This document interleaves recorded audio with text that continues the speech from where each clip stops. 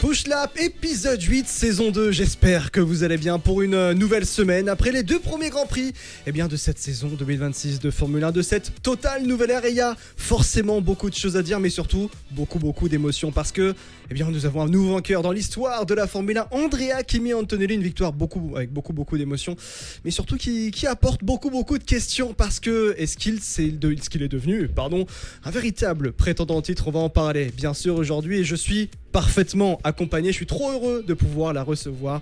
Elle est justement ici. Oui, il faut que j'aille très loin pour changer les scènes, mais c'est de toute façon très bien. Voilà. Comment ça va, Nadia? Ça va très bien et je suis ravie d'être dans le Push Lap. Franchement, très contente que tu m'aies invitée. Donc, merci pour l'invitation. Faut dire que ça fait très longtemps qu'on essaye de faire une date. Oui, c'est vrai. Et on a réussi. Ça fait un an.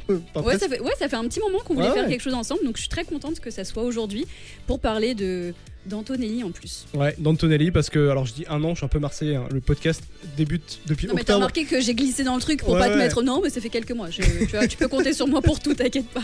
C'est clair. Oui, on va parler d'Andrea Kimi Antonelli, bien sûr. On va également aborder le Push Mag, parce que il y a une décla que j'ai vue hier soir et que j'ai rajouté ce matin dans le Push Mag. Une décla de Mattia Binotto. Je ne sais pas si vous l'avez vu, les copains, mais c'est une bonne petite pique pour la Skoda Ferrari. Je sais que toi tu l'as pas vu. Non, je l'ai pas vu, ce sera la découverte. Donc ce sera la découverte, bien sûr. Bon, comment ça se passe pour toi, avant d'entrer un petit peu plus dans les détails de tout ce qui se passe en Formule 1? Comment ça se passe pour toi, le contenu et ainsi de suite? Comment ça se passe? Ça se passe très bien. C'est vrai que c'est très intense avec tous les projets, mais ça se passe bien. Et puis surtout, c'est une nouvelle réglementation, une nouvelle ère de la Formule 1. Et moi, je trouve ça très excitant.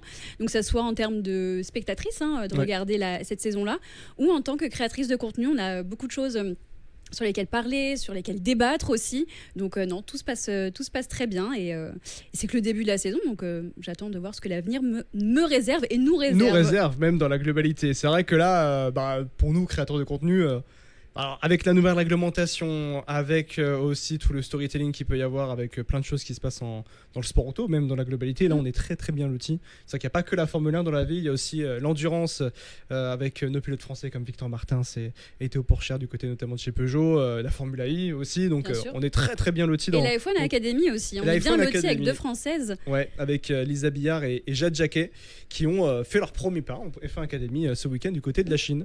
C'était très tôt. Très tôt, et on a quand même regardé. On a regardé. Alors moi j'ai regardé en replay pour être très honnête, mais j'ai regardé. J'essaie de te sauver, j'ai pas pu te sauver. Bref, bon, entrons directement dans le Push Mag. Enfin, même avant, je tenais juste à vous dire merci de participer à faire en sorte que Push Lap soit un podcast qu'on espère que ça devienne une référence plus tard, mais du moins vous commencez à bâtir des belles fondations grâce à vos vues, grâce à vos likes, grâce à vos abonnements sur la chaîne YouTube, ou également sur TikTok et sur Insta, et bien sûr sur les différentes plateformes de podcast. C'est dispo partout, sur Deezer, sur Spotify, sur Apple Music, Apple Podcast, bref, c'est partout. Donc n'hésitez pas à mettre des petites étoiles, à mettre des commentaires sur les plateformes où c'est dispo et où on peut le faire. Et également, merci beaucoup encore une fois pour le soutien sur la chaîne YouTube et également en commentaire. Donc voilà. Donc c'est toujours bon de remercier. Rentrons directement dans le Push Mag. Ouais, alors on va plutôt commencer, j'ai envie de dire, avec un petit débrief très rapide, regard sur justement ces deux premiers Grands Prix de cette saison 2026 de Formule 1, cette nouvelle ère. Un regard même plutôt sur la réglementation, ton ressenti après tout ce qui s'est passé, on va dire, dans les batailles, et même Mercedes, même plus particulièrement. Mon ressenti, c'est qu'on est vraiment à la genèse d'une nouvelle réglementation qui, je pense, mériterait d'être un peu affinée. Alors ça, c'est le travail de la FIA, mais c'est aussi notre travail en tant que spectateur de peut-être ne pas prendre pour argent comptant tout ce qu'on voit, et faire preuve d'esprit critique aussi, parce que on est tous galvanisés, on est tous hyper hypés quand on voit certaines batailles, mais juste prendre un peu de recul et comprendre quelle est la nature de ces batailles-là. C'est très corrélé quand même à la gestion de l'énergie. Donc c'est peut-être un paramètre sur lequel on doit aussi s'éduquer. Que maintenant, il y a la gestion de pneus, c'est vrai, la gestion du carburant, mais il y a la gestion de l'énergie. Et puis, de toute façon, force est de constater que Mercedes, à l'aube d'une nouvelle réglementation, comme en 2014... ça bombarde là, ça y va. Ça bombarde. Non, clairement, ils mettent une distance à beaucoup des autres écuries, notamment Ferrari, qui est la plus proche derrière. Ils ont bien travaillé. C'est une chose de bien travailler, c'est une chose aussi de bien développer. Donc ça, c'est quelque chose à laquelle je vais être attentive, que ça soit effectivement Mercedes, Ferrari, qui sont les plus proches et voir ce que ça donne. Et puis aussi, je sais pas toi, mais moi je vais surveiller les clients de Mercedes. Ah, les clients, ça fait partie des sujets de ce push-mag avec McLaren et ça arrivera juste après. Mais c'est vrai que la partie fiabilité, je trouve qu'on en parle peut-être pas suffisamment, on en parle mais pas suffisamment, parce que quand on regarde ce qui s'est passé au Grand Prix de Chine, vous avez 2 McLaren qui n'ont pas démarré, vous avez une voiture du côté de chez Williams qui n'a pas démarré, celle d'Alexander Albon. La fiabilité même plus globalement Mercedes en incluant l'écurie mère, alors ça n'a pas eu de conséquences à l'heure actuelle sportive pour Antonelli ou pour George Russell, enfin quoique en qualification, c'était pas loin en Chine, mais depuis le début des essais, en comptant même Barcelone, ils ont changé beaucoup d'éléments moteurs. Donc c'est pour ça que on dit que oui, en termes de performance, Mercedes intouchable, et je pense qu'on s'approche de la vérité, mais en termes de fiabilité, ça peut vite faire défaut pour Mercedes, parce qu'on a peut-être plus poussé la performance, ce qui est tout à fait logique, plutôt que la fiabilité, et alors que du côté de chez Ferrari, on a visiblement un très bon équilibre, ce qui est surtout une bonne base pour ainsi développer chez Ferrari. Il y a un bon équilibre, et puis ils ont peut-être su déceler tout de suite les forces sur lesquelles ils devaient jouer, tout en sachant qu'ils avaient un moteur qui était un peu plus faible, un peu plus en deçà par rapport à Mercedes. Donc ils ont capitalisé sur un châssis qui semble quand même le meilleur. Pour moi, c'est le meilleur. C'est le meilleur. C'est un très bon châssis. On voit qu'en virage, ils sont clairement les meilleurs, Ferrari. Donc, et aussi à voir comment eux vont développer ce fameux aileron Macarena, le turbo, voir comment ça va. Est-ce que ça va perdurer dans la saison ? Est-ce que Mercedes va réussir à rattraper ce retard-là ? On verra. Donc non, c'est un bon début de saison, parce que quand il y a l'innovation, en tout cas moi, ça m'intéresse toujours. Ouais, c'est vrai. Alors par contre, il y a Max Verstappen, lui, qui continue et qui perpétue dans sa vision de ce n'est pas comme ça que ça doit être en Formule 1. Alors, petit coup de gueule sur Max Verstappen, parce qu'il a sorti une décla pendant ce Grand Prix de Chine, en disant que cette nouvelle réglementation, ceux qui aimaient ça, y compris les pilotes, ils ne comprenaient vraiment rien à la Formule 1. Du coup, Lewis Hamilton ne comprend rien à la Formule 1. Puisque Lewis Hamilton a dit ouvertement, moi j'adore cette réglementation, certainement aussi parce que il peut batailler pour les podiums. Il a fait son premier podium avec la Skoda Ferrari, son premier depuis Las Vegas 2024. Oui, c'est vrai, il y a certainement ça qui participe à cette joie par rapport à cette nouvelle ère de la Formule 1. Mais dire ça pour Verstappen, on sait qu'il y a un franc-parler et ça se comprend qu'il n'aime pas cette réglementation, d'accord. Mais dire ça implique que en Formule 1, il y a des pilotes qui n'y comprennent rien au sport auto, quoi. C'est vrai, et alors je pense que Lewis Hamilton, il aime surtout le fait qu'il n'y ait plus d'effet de sol. Aussi, bien sûr, oui. Mais oui, je suis d'accord avec toi sur Lewis et sa bonne forme. Par rapport à Max Verstappen, je te rejoins un peu dans ce coup de gueule, donc je suis contente que tu l'aies amorcé. Qu'il ne soit pas content de la réglementation, qu'il la trouve... effectivement pas dans l'esprit racing, ça je l'entends parfaitement.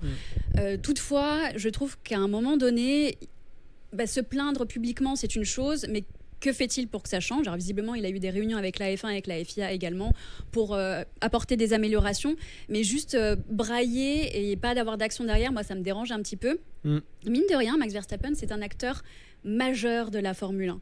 Et j'imagine que dans un sens, il a aussi un peu un devoir de porter le sport. Envers ses fans, je ne parle pas forcément envers la FIA ou envers la F1, mais envers ses fans aussi. Et d'être autant critique, parfois, ça peut me déranger. C'est-à-dire qu'on a compris qu'il n'aimait pas ça. J'apprécierais maintenant un tout petit peu peut-être un peu plus de mesure de la part de Verstappen, même si je souligne son franc-parler et ça fait du bien aussi dans une Formule 1 qui est parfois important. Un peu lisse. Oui, voilà. C'est important. Est-ce que Verstappen est le Jean-Luc Mélenchon de la Formule 1 ? Je ne sais pas, mais du moins il porte une certaine contradiction par rapport à ce qu'on a. Je ne m'attendais pas à ça, c'est très drôle. C'est très drôle, mais c'est un peu vrai. Mais de l'autre côté, il y a aussi Juan Pablo Montoya. Oui. Juan Manuel. Oui. Juan Pablo Montoya, qui a un peu prédit que pour Lando Norris, qui n'aime pas trop cette réglementation, mais également Max Verstappen, que s'ils n'étaient pas contents, ils n'avaient qu'à partir. Ce qui est un avis qui s'entend. Et c'est Juan Pablo Montoya, il est ainsi, mais je vois un peu ce qu'il veut dire. Parce qu'au bout d'un moment, la Formule 1 aussi leur offre une plateforme de sport auto qui est le pinacle du sport auto. S'ils n'aiment pas cette réglementation, libre à eux de partir. Ils en auraient totalement le droit. Et je pense qu'on ne leur reprocherait pas de partir. En fait, c'est des extrêmes de dire si t'es pas content, tu pars et avoir autant de critiques. Je pense qu'il y a un entre-deux et que la F1 doit collectivement réfléchir à comment les pilotes peuvent prendre plus de plaisir dans cette Formule 1-là. Je pense qu'il faut co-construire les choses et qu'il ne faut pas juste travailler chacun dans son coin.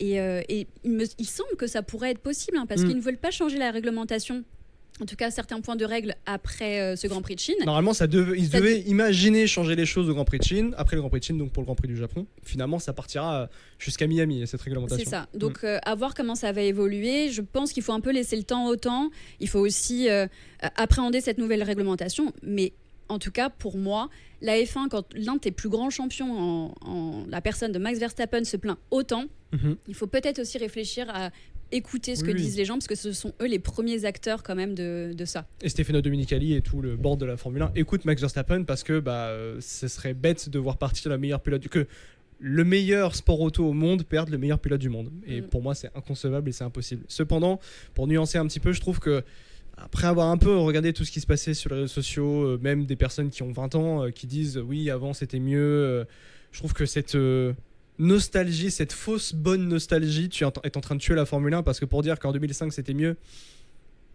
les courses de F1 en 2005, les amis, ou 2004, même dans les années 2000, je trouvais que c'était beaucoup moins. Je dis pas que c'était pas intéressant, je dis que c'est juste beaucoup moins intéressant d'avoir un Grand Prix où vous avez sur 22 voitures, vous avez 15 abandons ou autant d'abandons, vous terminez à 7 voitures et c'est les 7 survivants qui gagnent un Grand Prix. C'est pas de l'endurance la Formule 1 aujourd'hui. Et surtout, je trouve que, en tout cas moi c'est mon prisme, de comparer des époques de la Formule 1, c'est très compliqué. C'est tellement différent en termes de contexte, en termes de machines, de mécanique, que c'est compliqué à comparer. Jérém, que tu as eu sur Push Lap, a dit quelque chose de très intéressant. C'est vrai qu'on était beaucoup, et moi une aussi, à critiquer ces dépassements qui étaient peut-être un peu artificiels. Il avait cet argument pour lequel je n'étais pas forcément entièrement raccord, mais après ça a percuté. C'est qu'on doit apprendre aussi à regarder un autre aspect du pilote.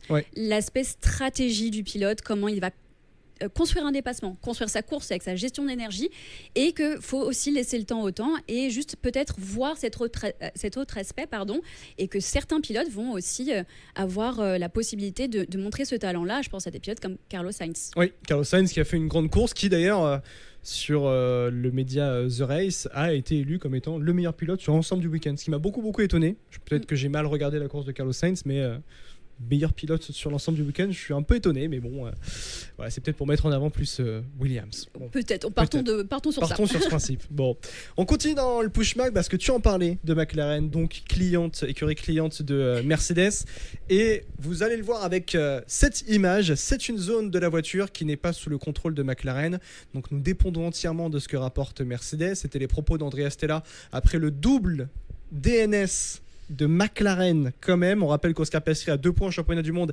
Il n'a fait aucun tour en Grand Prix. Il a récupéré ses points lors de la course sprint. On peut dire, nous, Nadia et moi, qu'on peut avoir fait le même nombre de tours que Oscar Piastri en Grand Prix cette saison. C'est vrai. Ça, c'est beau. Ça fait partie de ça. Bon, en tout cas, le début de McLaren en 2026, ça... Pour moi, on est proche du cauchemar, parce qu'on redescend vraiment en tant qu'une écurie constructeur, champion du monde constructeur en titre, et une écurie champion du monde pilote en titre. Mais au total, c'est quand même 3 non-départs en Grand Prix pour McLaren. Le premier, c'était lié à une erreur, peut-être pas une erreur d'Oscar Piastri, un surplus de puissance plutôt sur sa McLaren lié à la partie électrique du moteur Mercedes. À Shanghai, les 2 McLaren n'ont donc même pas pris le départ de la course. Les voitures de Lando Norris et Oscar Piastri ont toutes 2 été victimes d'un problème électrique sur l'unité de puissance Mercedes, sauf que c'était la même partie mais pas le même problème. Et ça, c'est dramatique. Pour Andrea Stella, on parle d'une situation extrêmement rare. Il est assez exceptionnel et inhabituel d'avoir 2 problèmes terminaux pratiquement en même temps sur le même composant du groupe motopropulseur. Ils ont essayé de corriger le problème et ainsi de suite. Ça arrivait d'une manière similaire à celle de Lando, mais dans le cas d'Oscar, il a été plus facile de diagnostiquer le problème. C'est une zone de la voiture qui n'est pas sous le contrôle de McLaren, donc nous dépendons entièrement de ce que rapporte HPP. Donc HPP, c'est Mercedes, c'est la partie powertrain de Mercedes. Ce qui amène forcément aussi des questions, parce que quand on regarde du côté de chez Mercedes, tout va très bien. Peut-être pas en termes de fiabilité 100%, ça c'est sûr, mais en termes de performance, parce qu'il n'y a rien à voir entre ce que produit Mercedes et ce que produit McLaren, ce que produit Williams, ce que produit Alpine, même si Alpine a été plutôt bonne dans l'ensemble de ce week-end grâce à Pierre Gasly, et ensuite à la fin grâce à Franco Colapinto. Et que ça avait été une question posée par Ferisson pour un push de la commu. Être une équipe cliente devient-il un handicap dans l'ère moteur 2026 ? Moi j'ai un avis assez arrêté là-dessus, et depuis très longtemps d'ailleurs. Oui, je pense que oui. Ouais. Honnêtement, pour prendre vraiment cette image de Mercedes en ce moment même qui a le meilleur moteur, mais on peut voir que ses écuries clientes sont davantage en difficulté, il faut le rappeler, ils ont l'obligation en tant qu'écurie qui a des clients de fournir les mêmes moteurs, les mêmes specs et également les mêmes updates, les mêmes upgrades sur les logiciels. Ça, c'est une obligation. Et je pense que c'est ce qu'ils font, parce qu'ils sont obligés de garder le cadre légal. En revanche, la matière grise qui sert à comprendre comment fonctionne un logiciel, ça, ils peuvent bien se garder de partager les informations. Donc je pense qu'il y a une partie de rétention d'informations de Mercedes envers ses clients. Je me permets un petit aparté. Moi, mon travail, le 9-17, comme on dit, c'est que je suis responsable recrutement dans l'informatique. Et je me suis posé la question de regarder un petit peu toutes les offres d'emploi qu'il y a eu ces dernières années sur toute la partie software, ce que l'on veut dire logiciel, ingénieur logiciel. En Formule 1, il y a eu un bond mais énorme sur cette partie logicielle-là. Donc c'est vraiment, en fait, maintenant, on va dire le centre névralgique de la Formule 1, c'est toute la gestion software. Et là, on le voit, tout simplement. Aujourd'hui, le cas de McLaren, ils n'ont pas effectivement, peut-être, je pense, toute la lecture complète de comment fonctionne le moteur. Et ils sont très tributaires de Mercedes. Donc oui, être une écurie qui n'a pas... qui n'a pas créé ce moteur finalement. Qui n'a pas créé ce moteur, qui n'est pas maître de la chaîne de bout en bout, c'est forcément une difficulté et ça apporte un petit train de retard. En l'occurrence, pour Mercedes, c'est pas un petit train, c'est un énorme train de retard. Ouais, et c'est un énorme train de retard. Alors, ce qui est nettement plus dramatique pour du côté de chez McLaren, c'est le fait qu'ils ne prennent déjà pas 3 départs de Grand Prix. Normalement, 3 départs de Grand Prix, ça arrive sur l'ensemble de 2 saisons, à la limite, en termes de fiabilité. Alors oui, on est dans le début d'une nouvelle ère, mais ça n'en reste pas moins dramatique sportivement parlant. Le point aussi que McLaren devait s'y attendre.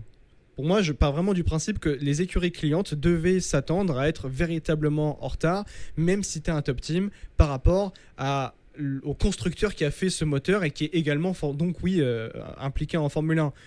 Je prends l'exemple d'Aston Martin. Je dis souvent, mais Aston Martin... l'idée d'aller chercher Honda comme motoriste exclusif, c'est sur la base, l'idée est parfaite, l'idée est bonne. Pour pouvoir commencer un début de règne en Formule 1 ou ne serait-ce que gagner en Formule 1, tu te dois d'avoir un partenaire exclusif moteur. Je rappelle que McLaren, par le passé, a été en relation avec Audi.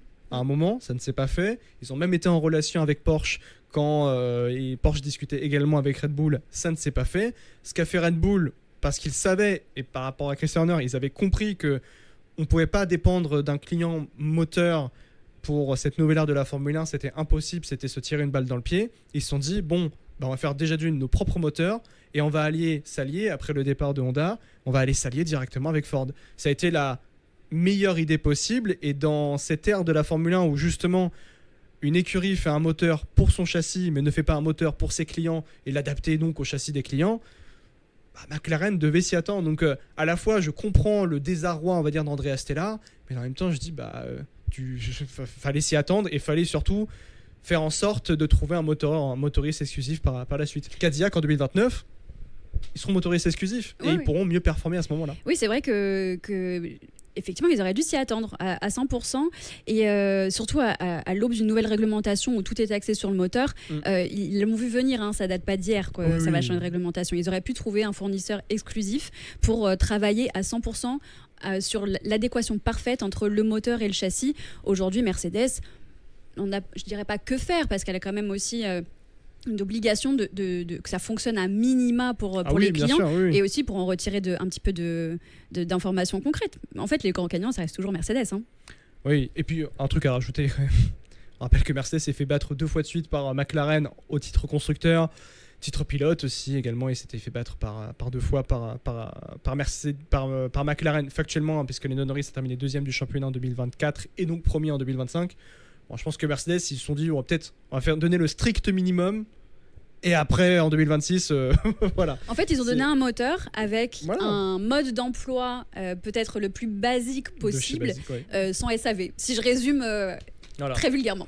Mais bon, voilà un petit peu pour McLaren qui déplore cette situation. Du côté de chez Ferrari, dans l'univers, Burman a dit non, Ferrari nous donne tout ce qu'il faut. En même temps, lui, il va aller chez Ferrari, donc il n'a pas intérêt à dire quoi que ce soit. Il sera certainement chez Ferrari dans dans les prochains mois. Prochain mois. Prochains mois, on verra. Oui, tu parles genre 24 mois comme quand on parle des bébés. Oui, il a voilà, 24 mois, voilà, il a 24 mois, d'accord. voilà, il a 24 mois, exactement.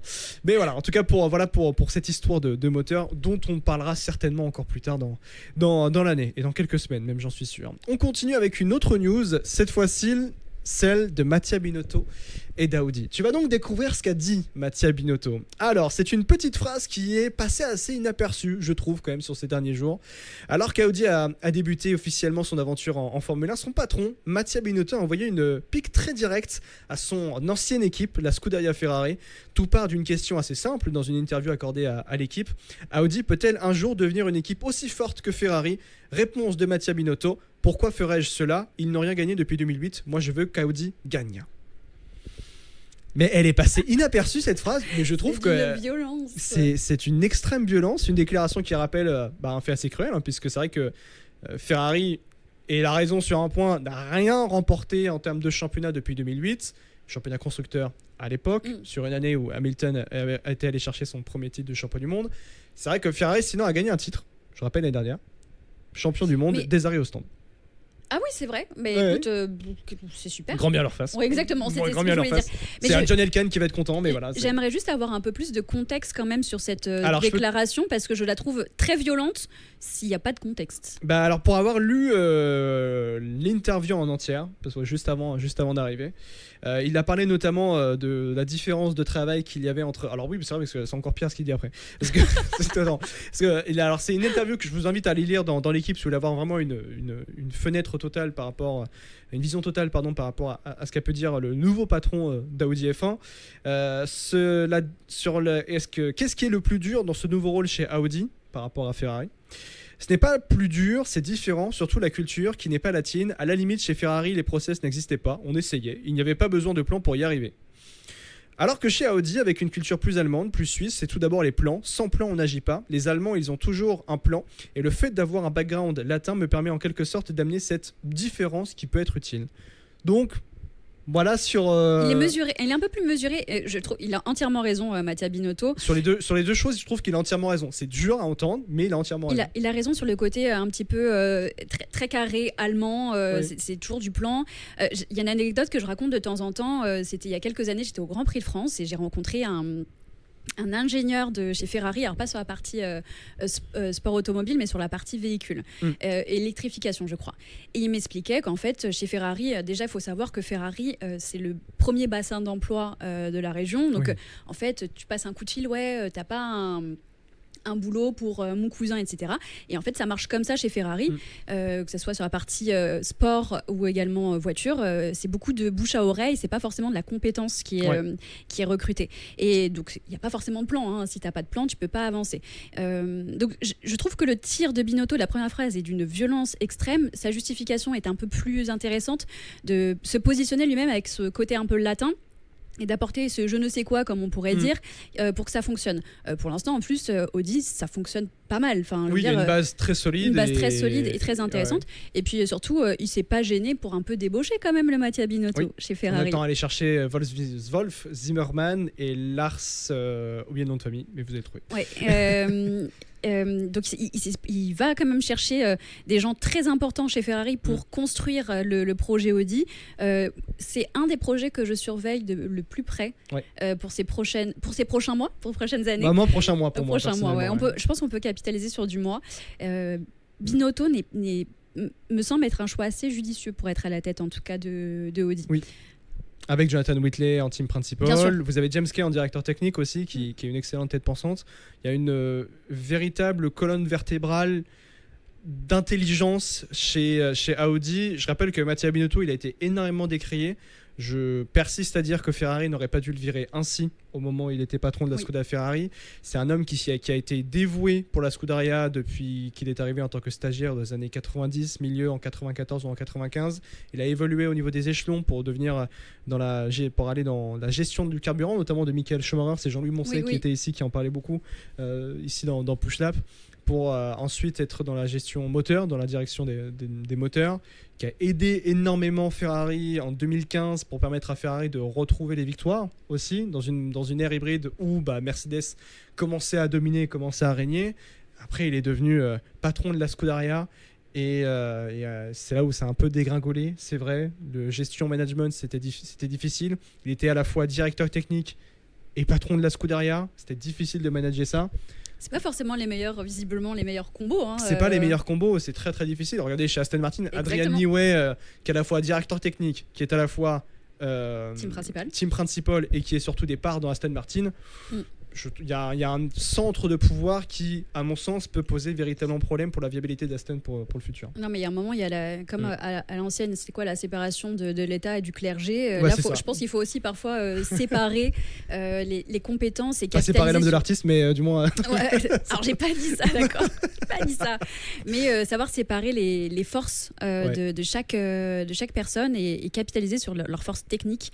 Donc, en tout cas, moi, je surveille de très près Audi. Ouais. C'est vrai. Autre petite news que je peux aussi rappeler qu'il y a ce week-end le e-prix de Madrid du côté de la Formule 1 qui est à suivre. Il n'y aura qu'une course du côté de Madrid, ce sera sur le circuit de Jarama. J'aurai la chance d'y être avec Citroën Racing pour vous montrer au plus proche de ce qui pourra se passer pour l'équipe française qui a remporté déjà sa première course en Formule 1. C'était sur ce début de saison. Après Jarama, il me semble qu'il y aura je sais pas, Monaco juste après. Je sais pas déjà ouais, je me pose la question. Le temps passe si vite, mais ouais, sur le mois de mai, il y aura le e-prix de Monaco, donc ça va être hyper passionnant. Mais en tout cas, voilà, il y a le e-prix de Madrid. T'as regardé un petit peu le début de saison de Formule 1 ? Un petit peu. Ouais. J'ai un petit peu regardé. J'avoue que la victoire de Citroën aussi rapidement. Avec Cassidy, qu'est-ce qu'il est fort. Ouais. J'ai été impressionnée, mais vraiment impressionnée. Et alors, j'ai pas eu le temps de beaucoup regarder la Formule 1 cette année. Surtout qu'il y a des espacements en ce moment dans le calendrier. Je trouve qu'il y a des espacements entre les courses. Vous avez eu Sao Paulo, ensuite il y a eu Jeddah, il y a eu Mexico aussi. Ensuite, on est parti à Miami. Et après, plus rien. C'est un peu le point faible, je trouve, parfois de la Formule 1. C'est que les courses sont trop espacées, déjà pour capter, je pense, les spectateurs. Et regarde, même moi qui regarde relativement souvent la Formule 1, parfois je peux un peu décrocher. Ça mériterait d'être un peu plus fréquent. Mais ça mériterait aussi que des gens prennent le temps de voir de la Formule 1 en vrai. Parce que on était à Monaco l'année dernière. Et moi, c'était la première fois que je voyais de la Formule 1 en vrai. Et en fait, je trouve que la télé ne rend pas du tout justice à cette discipline, qui est très belle. Le son n'a rien à voir, et je sais que c'est l'un des freins. Et ça fait beaucoup de bruit en plus. C'est l'un des freins des gens, alors qu'en vrai, ça n'a rien à voir. Et les dépassements sont incroyables. Le racing est vraiment très beau à regarder. Ça coûte pas très cher d'aller voir le. Non, je crois que. Alors, c'est pas une collaboration commerciale, même si je bosse avec la CM, bien sûr, vous le savez.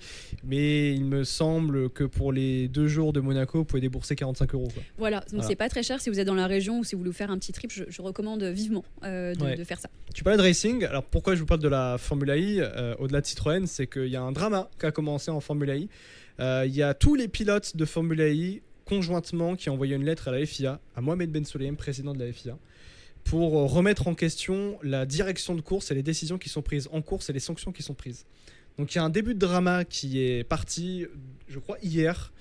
Il demande une remise en question donc, du directeur de course, de faire une enquête interne pour voir si vraiment il est viable ou pas, parce qu'il visiblement, selon eux, il ne se remet pas en question sur cette décision qu'il est prise, donc qu'il prend. Mohamed Ben Sulayem sera là, ce n'était pas forcément prévu, mais il sera là à Jarama, au e-prix du coup de Madrid. Donc ouais, je vous cache pas qu'il y a j'arrive à Madrid en mode Gossip Girl. Alors, il y a des c'est intéressant ça parce que donc tu dis que c'est une lettre collective, c'est ça ? Lettre collective. Alors je peux même vous montrer. Alors c'est un article c'était pas forcément prévu, mais parce que je trouve, mais en vrai c'est hyper intéressant. Article de The Race. Et dans la lettre. La lettre poursuit ensuite en soulignant que les pilotes souhaitent exprimer formellement notre préoccupation commune et croissante concernant les normes actuelles, la cohérence et la cohérence des procédures de l'intendance et de la direction de course au sein du championnat.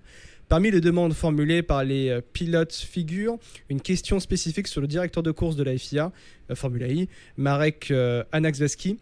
Les pilotes demandent une évaluation interne de la compréhension et du raisonnement du directeur de course sur les règles sportives, ajoutant sans la capacité et l'humilité de reconnaître et d'apprendre de ses erreurs, il y a peu de preuves d'amélioration continue.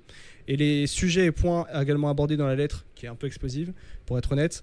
Il y a l'incohérence dans la prise de décision et l'application des sanctions, manque de continuité dans les panels de direction.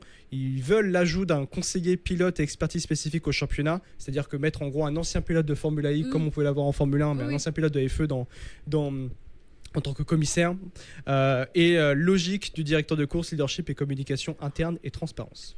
Oui, en gros, ils sont en train de dire que c'est une brêle, hein.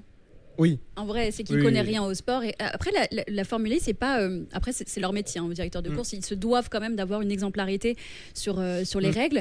Mais la Formule 1, effectivement, c'est un petit peu compliqué parfois à comprendre. Mais ça doit être compliqué pour nous, mais pas pour un directeur de course. Donc, Mais en fait, intéressant ceci dit. C'est intéressant parce que en fait, la direction de course prend des sanctions, bien sûr, mais ça veut dire aussi que les pilotes ne se sentent pas en sécurité. Hein. Oui. C'est surtout ça que moi j'en ressors. Ils ne s'estiment pas faire la course en sécurité. Voilà, parce qu'il n'y a pas assez de règles qui les encadrent. Eh bien, on va suivre ça de près. Ouais, on va suivre ça de très très près, les copains. Alors, parlons pas forcément de la nouvelle star. Parlons donc de cette nouvelle star, Andrea Kimi Antonelli. Après des mois de galère et d'apprentissage pour s'adapter à la Formule 1, il l'a enfin fait. Andrea Kimi Antonelli est devenu vainqueur de Grand Prix, le 116e de l'histoire de la F1 à inscrire son nom au palmarès, quelques heures seulement après être devenu le plus jeune poleman de l'histoire de la Formule 1, à seulement 19 ans. Un succès qui a été pour le coup retentissant, chargé en émotions. Je trouve que c'était très touchant de le voir ainsi Antonelli, pour un pilote dont beaucoup disaient encore récemment, même en début de saison, qu'il n'était peut-être pas prêt pour la Formule 1. Antonelli, parce que Antonelli, c'est ce pilote capable d'être rapide tout au long d'un week-end de Grand Prix, mais avec cette petite erreur, ce détail qui finissait toujours par compromettre son résultat final. Mais en Chine, peut-être que quelque chose a changé grâce à son travail, sa progression et une voiture 2026 surpuissante. Antonelli semble avoir franchi un cap face à George Russell, son coéquipier et l'un des favoris naturels pour le titre. Il a été simplement plus solide, plus rapide, presque intouchable même d'ailleurs. Et forcément, à seulement 19 ans, cette performance a marqué les esprits et cela amène forcément à une question. Avec cette victoire et surtout la manière, Antonelli est-il devenu un véritable prétendant au titre et surtout peut-il devenir réellement dès cette saison le plus jeune champion du monde de l'histoire de la Formule 1, parce que c'est Sébastien Vettel, il me semble, qu'il est toujours, mais il est devenu à 21 ans. Donc même s'il ne devient pas cette saison, il a encore l'année prochaine. Il a encore l'année prochaine pour ça, c'est vrai. Dans un premier temps, juste ton ressenti, avant d'entrer un peu plus sur comment Mercedes a construit Andrea Kimi Antonelli, ta vision globale, même avant cette victoire de Antonelli, c'était quoi ? En fait, Antonelli, je trouve que c'est assez complexe et assez intéressant. Il y a un côté un peu... ce côté jeune prodige qui m'a, moi, fort intéressée de me dire, ok, il arrive à ce moment-là de la Formule 1. On en reparlera peut-être un peu plus tard, donc je ne vais pas tout spoiler maintenant. Mais Antonelli, pour moi, j'avais envie de le laisser vivre un petit peu sa vie de jeune pilote. Ouais. Et de ne pas mettre toutes ses attentes sur ce jeune homme qui est arrivé à tout juste 18 ans. Mais aussi, j'avais envie d'analyser cette capacité de le train ne passe pas deux fois. Oui. Et donc, comment il va gérer qu'un top team l'embauche sans passer par certaines étapes classiques normalement chez Mercedes, un rôle de pilote. Donc moi, c'était vraiment, j'essaye juste de voir comment tu vas te construire en tant que jeune pilote, mais comment aussi tu vas saisir tes chances, parce que il faut vraiment qu'il soit hyper smart sur ça. Donc ça, c'était un peu ma vision de l'année dernière d'Antonelli. Ouais, et cette saison, ça a gagné, c'est vrai. Mais pour 2025, il est bon de rappeler que Mercedes n'avait peut-être finalement pas d'autre choix que de promouvoir Andrea Kimi Antonelli. Hamilton avait pris de court tout le monde et de toute façon Antonelli allait être titulaire chez Mercedes quelques mois plus tard, ou quelques longs mois plus tard, on va dire ça. Pour rappel quand même, pour illustrer un peu l'ascension d'Antonelli, il y a 3 ans du coup maintenant, Antonelli n'était qu'en FRECA, en formule régionale alpine. L'immense talent Antonelli a été décelé très tôt et c'est pour ça qu'il a rejoint justement le programme Mercedes Junior en 2019 après avoir remporté de nombreux titres et victoires dans les catégories juniors de karting. Antonelli, c'est ensuite 2022 champion de F4 en Italie, mais également dans la même année en Allemagne, c'était avec Prema. En 2023, il s'impose en formule régionale du Moyen-Orient et surtout en FRECA, c'était en 2023. Il ne fait pas la F3 pour aller en F2. La saison a été mauvaise parce que c'était la F2 nouvelle génération, donc il y avait vraiment un manque cruel de fiabilité, de compréhension d'ailleurs par rapport à cette nouvelle ère. Et puis surtout, quand il est promu chez Mercedes, Gwen Lagrue, qui gère la filière, dit Kimi, c'est un peu une forme d'aboutissement pour nous, confirme le responsable de la filière des jeunes pilotes. Ça montre que le principe de formation était le bon pour débuter en Formule 1 dans de bonnes conditions. C'est une phrase forte, mais c'est vrai quand tu vois le CV d'Antonelli, est-ce que toi à l'époque tu avais pas peur ou tu estimais que c'était peut-être trop tôt pour le mettre en Formule 1? En fait, pour moi, c'est plus une question de contexte que d'âge. C'est-à-dire qu'effectivement, il est jeune, mais on en voit des pilotes jeunes qui arrivent en Formule 1. Donc, c'est pas tant ça qui m'a dérangé. En tout cas, qui m'a interpellé plutôt. Ce qui m'a interpellé, c'est qu'il arrive dans un top team. Ok, très bien. Mais qu'il remplace Lewis Hamilton. Pour moi, il faut avoir un mental et surtout accepter une telle pression pour ça. Je trouve que déjà, c'est une première victoire. C'est une première victoire, mais c'est un peu aussi une grosse charge sur les épaules que de remplir le baquet d'un septuple champion du monde qui est un peu c'est le visage de Mercedes, Lewis Hamilton. Et en plus de ça, Antonelli, certes très jeune, a été aussi vendu comme le futur talent générationnel, le futur crack, le futur star, le futur visage de Mercedes en fait. C'est pour ça que je dis nouvelle star, parce que moi j'insiste vraiment sur ce point que on l'a construit de cette manière-là et Mercedes a beaucoup dit on met pas la pression sur Antonelli. Mais tu la mets en fait. Mais on la met obligatoirement. Et en fait, ne serait-ce qu'en le mettant dans le baquet de Lewis Hamilton, tu la mets. Ça c'était évident de facto, il ne pouvait pas faire autrement. D'ailleurs, on ne pouvait pas non plus faire autrement que de mettre Antonelli cette saison chez Mercedes, parce que dans tous les cas, en fait, ça a été précipité, comme tu le disais, par le départ surprenant de Lewis Hamilton. Mais tu faisais quoi? En attendant, tu avais plusieurs options. Soit tu mettais Antonelli chez un Williams. Oui, ce qui était sincèrement la chose peut-être la plus intelligente à faire à ce moment-là. Oui, peut-être. Mais sauf que maintenant, on a Williams avec James Vowles qui est à la tête et qui a peut-être plus envie d'être l'incubateur des futures pépites de Mercedes et de servir un petit peu de pépinière et de centre de formation. C'est peut-être pour ça aussi qu'ils prennent un Carlos Sainz, parce que c'est un pilote d'envergure, c'est un gagnant de Grand Prix. Ils ont peut-être envie de passer dans une autre dimension. Et aussi, du coup, Antonelli, t'avais pas vraiment le choix. C'était soit ça, soit tu le mettais encore ailleurs, ou tu le faisais encore faire de la F2, au risque que tu le perdes. Et je pense que ce qui est vraiment dans l'esprit de Toto Wolff, ça doit le hanter la nuit, je pense, c'est de ne pas avoir signé Max Verstappen. À l'époque, Parce que pour rappeler l'histoire, il y en a peut-être certains ne s'en souviennent pas, mais quand Verstappen s'engage chez Red Bull, c'est parce que Mercedes ne peut pas lui offrir un baquet immédiatement en Formule 1. C'était en 2014. Voilà, on parle de cette histoire en 2014. Et derrière, Toto Wolff a dit non, on peut pas. Franchement, on t'encourage à aller du côté de chez Red Bull et on connaît la suite de l'histoire. C'est pour ça qu'il y a toujours alors, mis à part 2021, mais pour ça qu'il y a toujours une très bonne relation aujourd'hui entre Toto Wolff et l'univers Max Verstappen. Voilà, notamment Raymond Vermeulen qui est l'agent de Verstappen. Je pense qu'il y aura toujours le fantôme de Verstappen pour Toto Wolff jusqu'à ce qu'il arrive peut-être à l'avoir un jour. Ouais. Ce dont je crois. Moi, je pense que... on va peut-être en parler un peu plus tard. Mais je ne voudrais pas c'est vrai que spoiler. c'est même pas une question de spoil, c'est que... on y croit parce qu'il y a plusieurs choses qui montrent quand même que ça va se passer.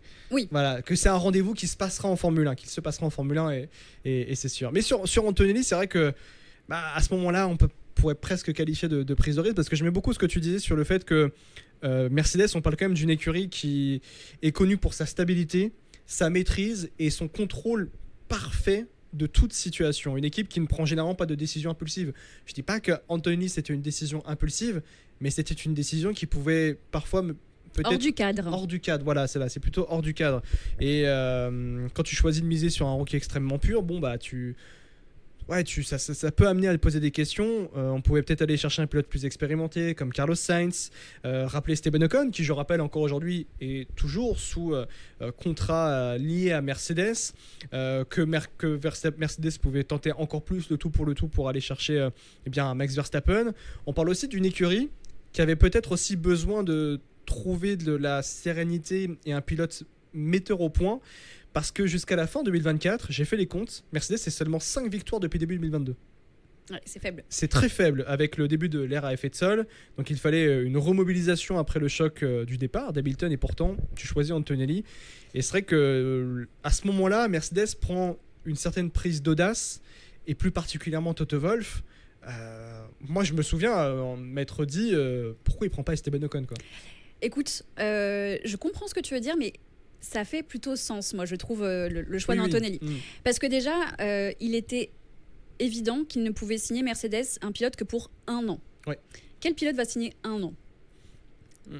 C'est pas ce qu'ils recherchent. Sinon, ça fait une Physicala 2009, quoi. Voilà, en fait, tu viens juste combler un vide et c'est pas possible. Et aussi, je pense que dans l'esprit de Toto Wolff et donc in fine de Mercedes, tu as quand même ton pilote star qui s'en va. Qu'est-ce que tu fais? Tu as 2 choix. Soit tu le remplaces par une autre star, en la matière de Max Verstappen qui ne vient pas, soit tu prends des risques et tu dis je nous fais confiance. Je fais confiance à notre filière. Je fais confiance à notre capacité à détecter les futurs talents de demain. Et c'est Antonelli. Et je le mets comme ça. On fait un all-in sur ce mec. Parce qu'on sait qu'il va nous porter loin. Et en fait, ça a quand même, permets-moi l'expression, un peu plus de gueule que de mettre Esteban Ocon. Qui est certes vainqueur de Grand Prix, il n'y a pas de souci. Mais moi, je trouve que, en fait, il y a un changement de paradigme en mettant Antonelli. Parce qu'en fait, ce qui s'est passé, c'est que les pilotes chez Mercedes, c'est soit ils sont passés 3 ans chez Williams. Enfin, 3 ans là pour George Russell, mais soit ils sont passés chez Williams, c'est le cas de Rosberg, c'est le cas de Bottas, soit tu as une méga star qui était là et qui est venue, qui était déjà une star, soit tu fais confiance à ta détection de pilote, à Gwen Lagrue, etc. Et je pense qu'ils ont vraiment fait un changement de paradigme en disant voilà, on va pas reconstruire Mercedes comme on pourrait l'imaginer, on va le réinventer, on se réinvente. Lewis Hamilton s'en va. C'était la meilleure opportunité pour le faire. Et moi, c'est ça que je vois dans le choix de Toto Wolff. C'est une prise de risque et très audacieuse de sa part, mais c'est vraiment pour moi un changement de paradigme complet. Et surtout que je rajoute le point du contrat de Lewis Hamilton à l'époque chez Mercedes. Si vous vous souvenez bien, la prolongation de contrat d'Hamilton, c'était, je crois que jusqu'en 2025. Non, 2024. Je crois qu'effectivement il avait prolongé jusqu'en 2024 avec 2025 qui était en option. Donc, du coup, c'est comme ça qu'il avait pu signer justement chez Ferrari en 2025. Tout le monde disait que Hamilton, pourquoi il n'a pas de contrat longue durée? On parle quand même de celui qui a permis à Mercedes d'écrire l'histoire de la Formule 1 en tant qu'écurie, parce qu'en tant que motoriste, ils avaient déjà gagné des championnats via McLaren notamment. Et en fait, parce que Andrea Kimi Antonelli, Toto Wolff a la vision qu'il fallait mettre assez rapidement quand même Andrea Kimi Antonelli, ou du moins le préparer à venir en Formule 1. Le plan était clair, mettre Antonelli à partir de 2026 ou 2027. D'où cette prolongation de contrat minime, j'ai envie de dire, de Lewis Hamilton. Moi-même, à l'époque, je me disais, c'est un peu un manque de respect de proposer un tel contrat à Lewis Hamilton. Alors oui, il est dans des peut-être un peu moins bien à ce moment-là. Est-ce qu'il allait rester en Formule 1? Ça, c'était une toute autre question. Mais pour qu'il accepte d'aller chez Ferrari, pour qu'il se dise, bon, je vais aller chez Ferrari, c'est qu'il estimait que Mercedes ne lui donnait pas peut-être assez le respect qu'il méritait. Je sais pas si j'irais sur ce terrain-là, honnêtement. Je pense qu'il y a d'autres raisons qui sont peut-être très personnelles et finalement très peu explicables pour nous. J'ai l'impression qu'on a un shift de Toto Wolff en fait dans sa manière de gérer ses pilotes. Sauf George Russell. Mais bon, on en parlera plus tard. Il y a une manière de gérer George Russell qui est assez intéressante. Assez particulière en tout cas. Ouais, c'est vrai. En tout cas, Antonelli, il faut quand même rappeler que c'est le rookie le mieux préparé de l'histoire de la Formule 1. Et j'insiste vraiment sur ce point. On parle d'un pilote qui a quand même fait 9000 km d'essais privés sur différentes voitures Formule 1 de Mercedes avant même son premier départ en Grand Prix. Mercedes avait été très clair d'ailleurs dès le début en 2025, ça allait être une année difficile et c'est ce qui s'est passé. Je crois que c'est Toto Wolff qui disait qu'il est très talentueux mais il doit d'abord s'épanouir et il fera des erreurs. C'est la raison pour laquelle nous procédons ainsi. Nous considérons 2025 comme une année de transition et nous voulons le préparer pour 2026. Il avait dit ça en janvier 2025. Nous avons prévenu nos actionnaires de ne pas croire que les bons résultats en essai vont simplement se traduire en performance sur la piste. Nous espérons que ça arrivera rapidement, mais ce ne sera pas au début. Effectivement, en 2025, ça a été compliqué. Antonelli a manqué parfois d'expérience pour performer au niveau attendu. Il a dû gérer une pression énorme. Je rappelle que c'est un pilote quand même italien qui doit aussi gérer. Alors, on parle beaucoup de Ferrari avec la pression sur la Scuderia, mais dans la globalité, tu deviens le premier Italien possiblement vainqueur de Grand Prix depuis... je me demande quel pilote par le passé en Formule 1 avait, au-delà de Jarno Trulli et Fisichella, pouvait prétendre à une victoire en Grand Prix. Ouais, non, c'est clair qu'il y avait beaucoup d'attentes sur le porte-étendard de l'Italie, quoi. Ouais.